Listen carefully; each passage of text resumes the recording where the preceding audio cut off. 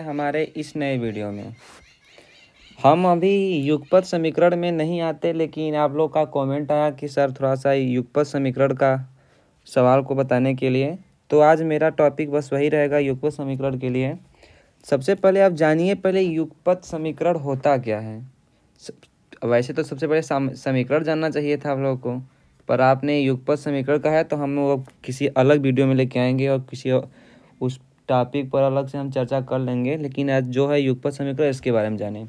तो सबसे पहले युगपत समीकरण का परिभाषा देख लें, क्योंकि उसको जानने से पहले अगर इसको पता रहेगा तो अच्छा रहता है।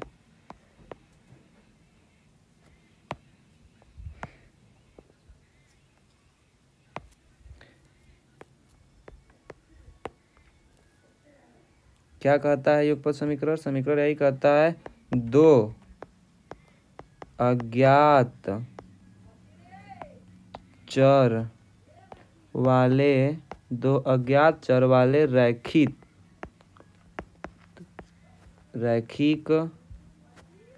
समीकरणों, दो अज्ञात चर वाले रैखिक समीकरणों, क्या रहेगा उसका स्ट्रक्चर में जो रहेगा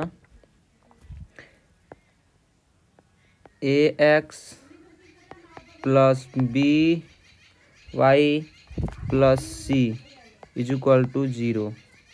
यह एक तो उसका बोल सकते हैं स्ट्रक्चर होता है, यानी इसी के क्रम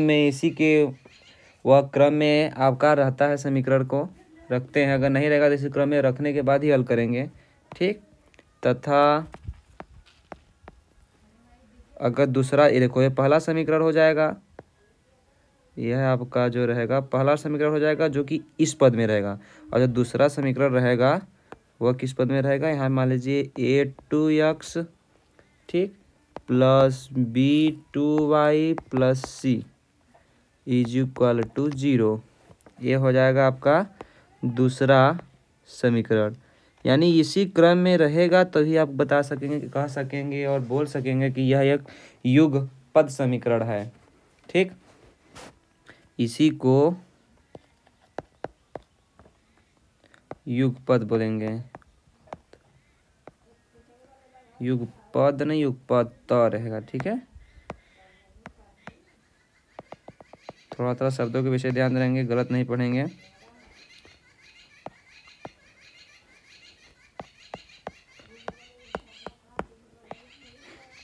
ठीक, कहते हैं है या युगपत कहते हैं, ठीक।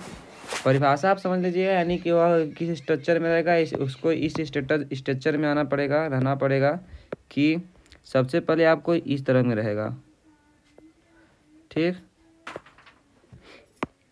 अगर इसमें नहीं रहेगा तो वह युगपत समीकरण नहीं रहेगा, ठीक। तो इसके लिए भी से ध्यान देते रहेगा आप लोग।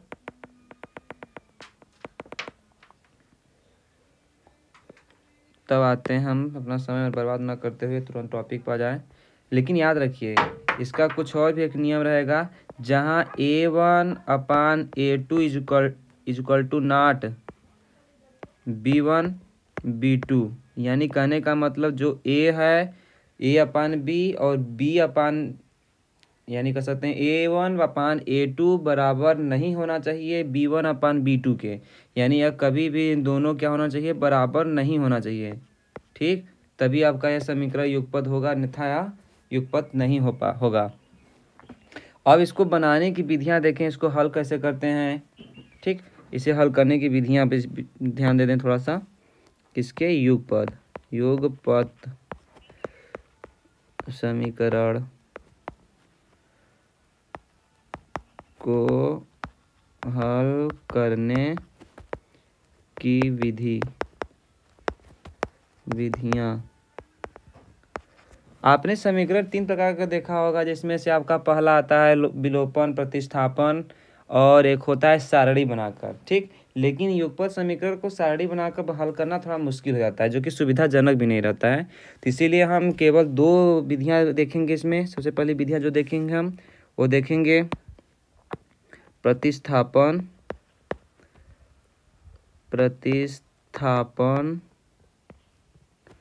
विधि और दूसरा देखेंगे विलोपन विधि। विलोपन को विधि को, ठीक है। हाँ, तो उससे पहले हम आज लेके चलेंगे किसका, प्रतिस्थापन विधि का। तो प्रतिस्थापन विधि को देख लें कि प्रतिस्थापन विधि हल होता कैसे है।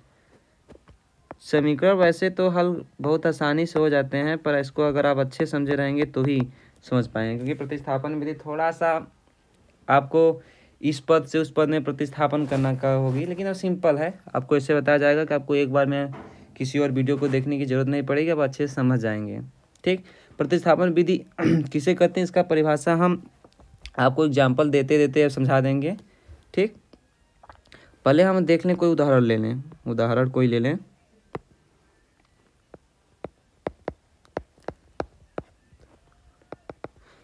जैसे मान लें x + 2y = 7, ठीक। ये समीकरण हमारा क्या हो जाए, पहला समीकरण हो जाए। दूसरा मेरा समीकरण क्या रहे, x + y = 5, ये हमारा दूसरा समीकरण हो जाए, ठीक। सबसे पहले हमें देख लें कि यह क्या जो मेरा जो पद है यह इस पद में आ रहा है कि नहीं आ रहा है। मतलब ये कि यह देखिए कि यह पहला समीकरण इसमें और दूसरा समीकरण इसमें आ रहा है।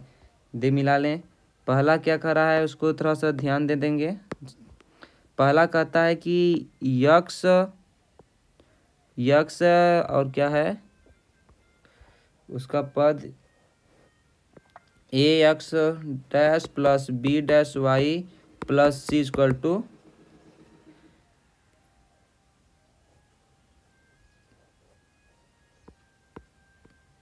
प्लस, रुकिए अच्छे से नहीं चल, पेंसिल नहीं चल पाया यहाँ पर, ठीक।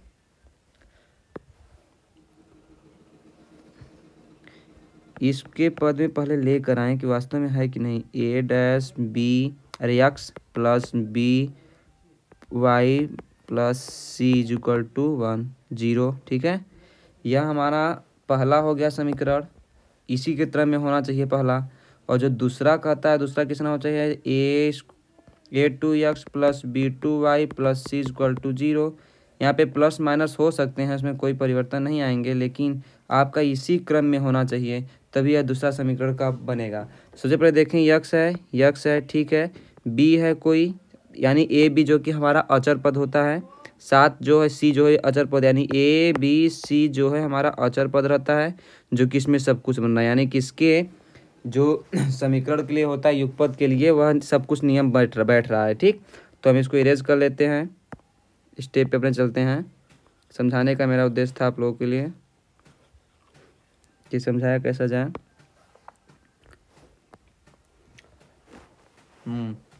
तो फिर अब आते हैं इसको हल करने की विधिया को देखते हैं।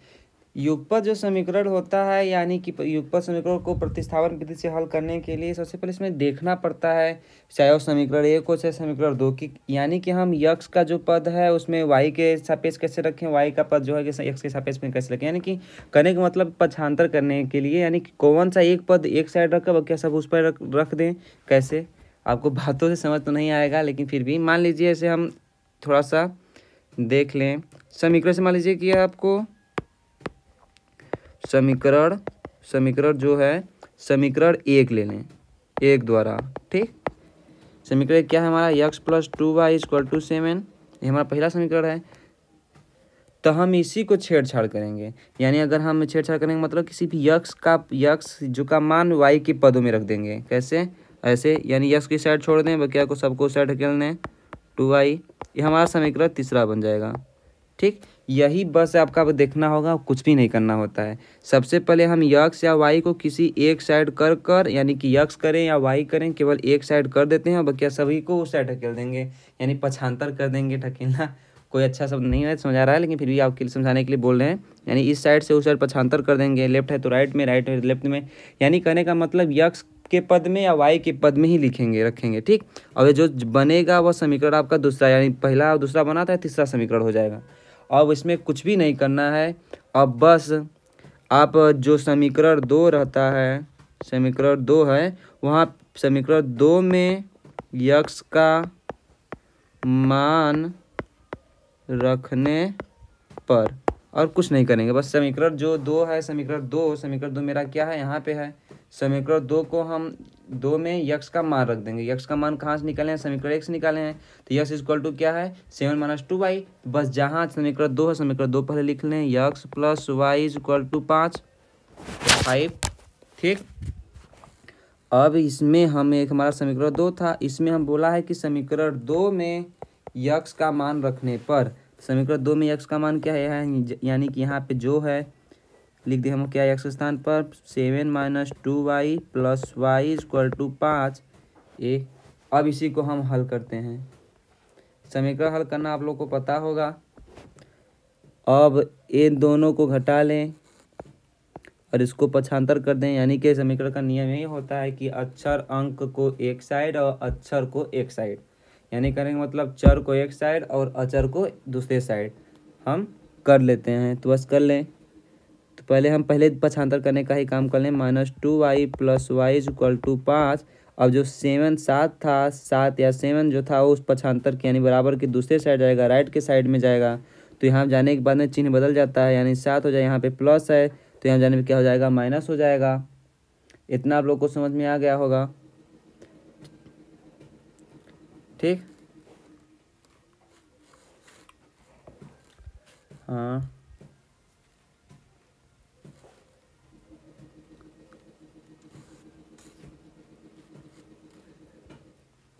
समीकरण थोड़ा सा गड़बड़ आएगा, इसका आंसर नहीं है क्योंकि समीकरण गलत है। यहाँ पे अगर समीकरण देखा जाए तो यहाँ पे 2 होना चाहिए, तभी हमारे बराबर समीकरण क्या पाएगा। चलिए 2 ही बना कर हल कर लेते हैं, यानी 2 हो गया, तो यानी हमारा यहाँ पे था तो इसके आगे 2 कर देते हैं। ठीक, अब थोड़ा सा कैलकुलेशन में थोड़ा सा परिवर्तन हो जाएगा। समीकरण भी सही था, हल करने की विधियाँ आपको बता देते हैं, लेकिन वह सही ढंग से आता नहीं, माइनस में आता तो प्लस में आता या कोई और परिवर्तन हो जाता। ठीक, तो देख लेते हैं। यानी कि कहने का मतलब समीकरण दो मेरा क्या था, समीकरण दो हमारा यही था कि 2x प्लस वाई बराबर 5 था। तो यक्स का मान केवल हमको रखना है, क्या रखना है, 7 - 2y। तो यक्स के स्थान पर हम क्या रख दिए हैं, 7 - 2y, यही रख दिए हैं 7 - 2y, तो वही रख दिए। अब क्या हल कर दें, 7 × 14 यानी 14